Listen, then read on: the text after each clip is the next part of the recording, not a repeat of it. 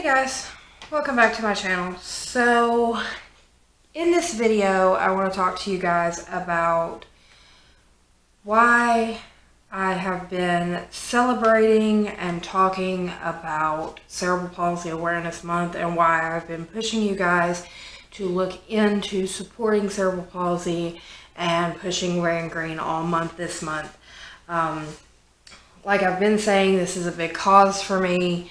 And I'm going to get into the definitions of cerebral palsy and what it is and why it's important to push for research and support those with cerebral palsy. So I am going to be looking at my phone and reading from the United Cerebral Palsy Foundation website. This is the ucpsdfoundation.org. Again, that is ucpsdfoundation.org website. It says, what is cerebral palsy? And cerebral palsy is also known as CP for short. And I've kind of hashtagged that in all of my videos this month, like CP strong, support CP. Cerebral palsy, also referred to as CP, is a term used to describe a group of chronic conditions affecting the body. Movement and muscle coordination is caused by damage to one or more specific areas of the brain, usually occurring during fetal development, before, during, or shortly after birth, or during infancy. These disorders are not caused by problems in muscle or nerves. Instead, faulty development or damage to motor areas in the brain disrupt the brain's ability to adequately control movement or posture. Cerebral refers to the brain and palsy to muscle weakness or poor control.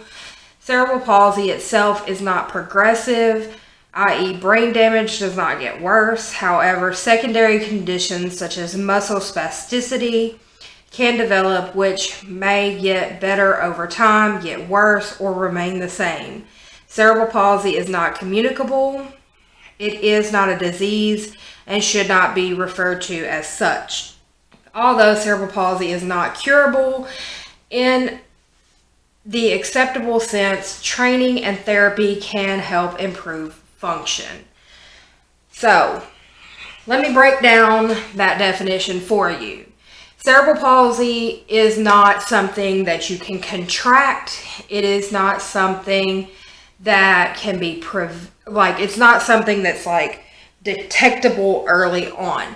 What happens is there is something that happens during fetal development, during birth, or shortly after birth. And something that's left out in that I found out when my daughter was young is, if you have a brain injury up to about 2 to 3 years of age, you can be diagnosed with cerebral palsy. In my daughter's case, what ended up happening was she had a traumatic birth injury. My daughter was denied oxygen in birth, which caused her to have swelling of the brain, and she had all across brain damage.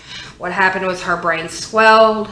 It hit the bones of the skull, which caused damage all across her brain. Now, there are several different types of cerebral palsy. I'm not going to get into all of those, but they affect different parts of your body.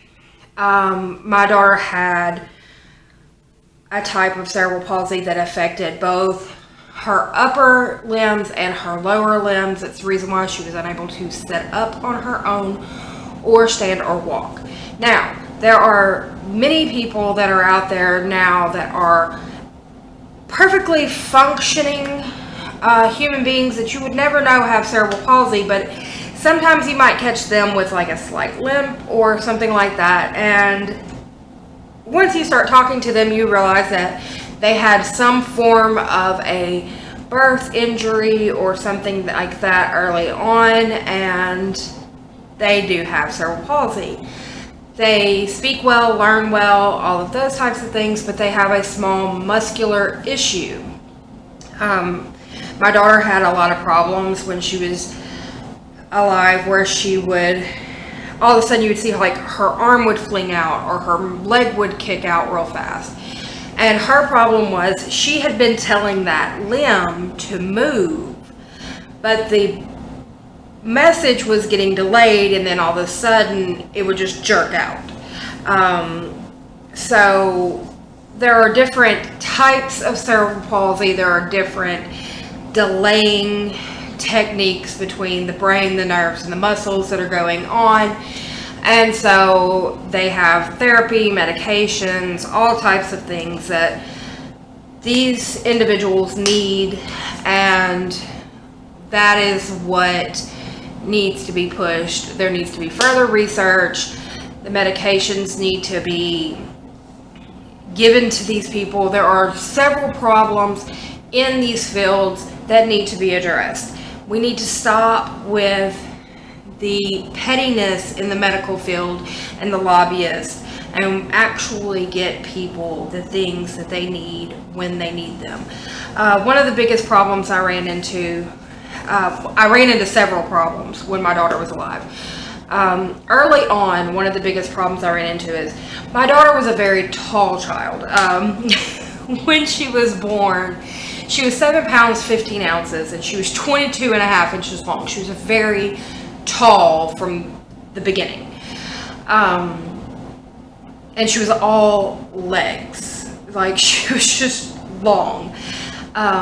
So it became very cumbersome to try to carry her because she was very stiff due to the cerebral palsy. So you'd have to work with her you'd have to stretch her out a whole lot just to get her dressed.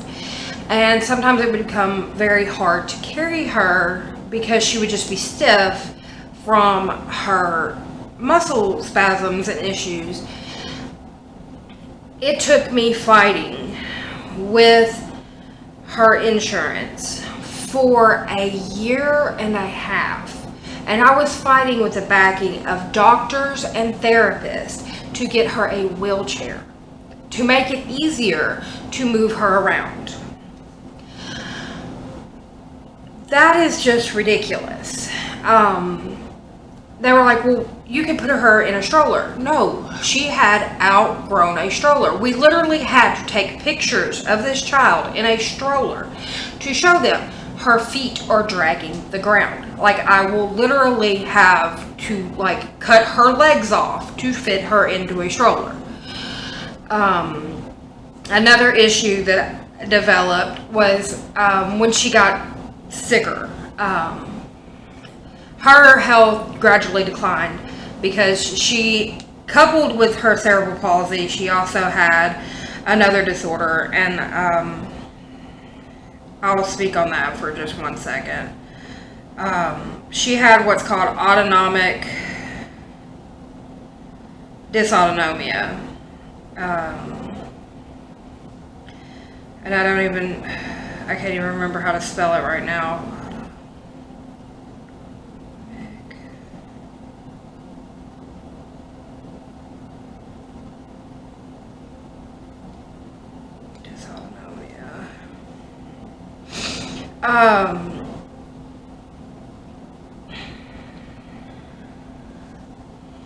Anyway, she had this other disorder which caused more issues than just her cerebral palsy, and it caused a lot of problems with her body functions. And with this, okay, so autonomic dysautonomia refers to the disorder of the autonomic nervous system function that generally involves features of the sympathetic and parasympathetic components. It involves excessive and overreactive autonomic nervous system actions. Breaking it down, pretty much, the things that you don't have to think about, like your breathing, your heart pumping your blood through your system, your stomach moving your food around, your intestines pushing the waste out. The things that your body does automatically that you don't have to tell them to do. Autonomic dysautonomia will shut those functions down. So what ended up happening was the last 7 years of my daughter's life became pretty much a living hell for her. Coupled with her cerebral palsy, because her cerebral palsy was a more severe cerebral palsy, she had the autonomic dysautonomia. They worked hand in hand. And a lot of people with the more severe cerebral palsy will have dysautonomia. And there's a lot of features that go hand in hand. Discoloration of the hands and feet, where they're kind of turning blue and purple, and other various things. I can't remember all of them off the top of my head. My daughter's been gone for 4 years now. A lot of those things I've kind of worked out of my brain because I don't live them every day anymore. But she started, my daughter was a very happy-go-lucky child. She played, she laughed. She was a joy to be around. She was very happy. Even though she had the trials that she had, she just was a very happy person to be around. But then I noticed that she started having these just weird fits where like she would just scream out of nowhere, which was just not her. And I ended up having to rush her to the hospital because she was just screaming and she wouldn't eat. And thus started a 7-year battle of hell. Her seizures had started getting out of control, and then we started having these weird screaming fits, and then she wouldn't sleep, and then we would be up for like 2 or 3 days in these screaming fits, and it was just weird. And so I had to literally quit my job and take care of her. So I started going through what my state allowed for getting a home health care aid so that I could work. At this point, I was divorced from their father. I was a single mother, and I was working to take care of my 2 children on my own. I didn't have any help. It was just me. And my daughter met all the requirements to get a home health care aid. And I was like, look, I just need somebody to take care of her during the day. When I get off at work at night, I got this. I can do it. I just need somebody to take care of her during the day where I can work and I can take care of my kids. I can support my kids and put a roof over our heads. And my state kept denying me. It was like the freaking wheelchair all over again. My kids' doctors were like, you know, yes, she needs this. You know, the mother's not going to be able to work unless she has this. This child's needing round-the-clock care. And my state kept denying it. So I literally had to quit my job. My daughter was getting a disability benefit, and I was receiving child support from their father. And literally, I couldn't get any state benefits. This is how I supported us. And we were running back and forth to the hospital all the time. And we started the battle. And I kept fighting with doctors, like, what's wrong with her? There's something wrong. This is not her. This is not her. This is not her. And 3 years in is when we finally found out that she had this dysautonomia.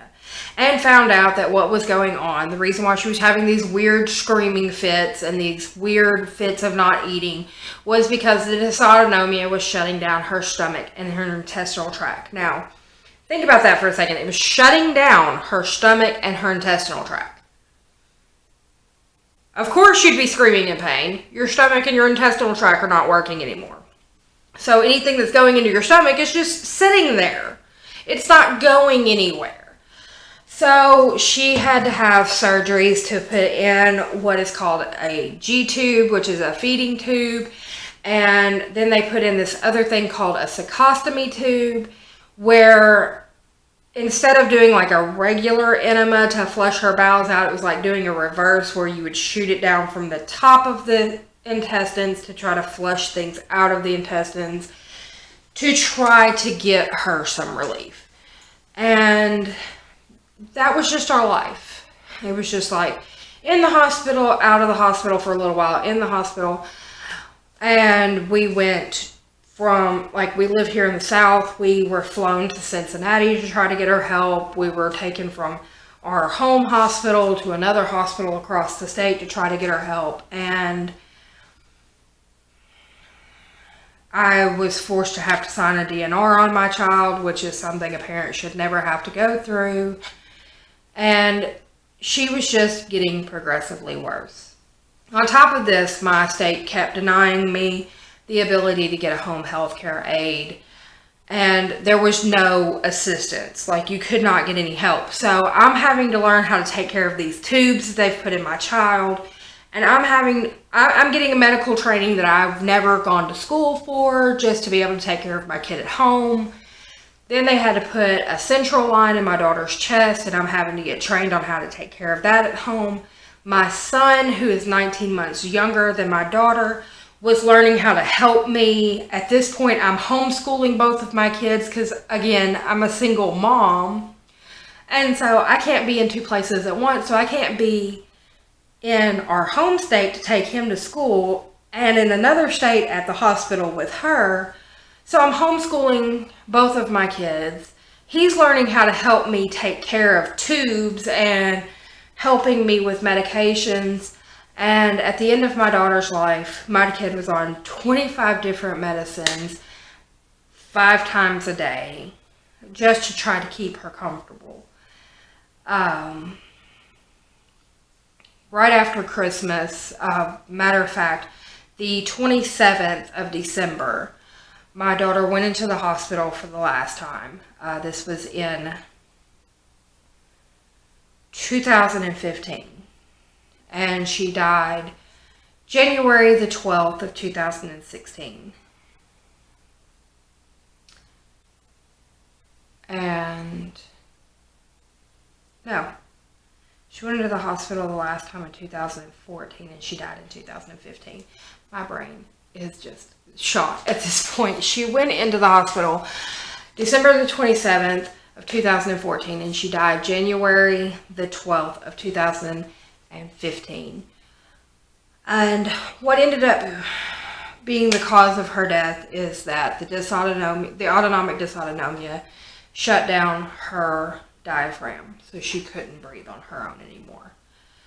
And she went peacefully, but we made the decision to give her medication so she wasn't gasping for breath and, like, struggling, and let her go. But I had to fight for everything up to that point. And that is what I'm saying. That is the whole point behind all of this. Support CP, be CP strong, fight for the research, everything is no parent, one, should have to bury their child. But no parent, when they're going through all of these struggles and watching their child suffer and having to be their child's caregiver, no parent should have to fight for these small conveniences to make their child comfortable.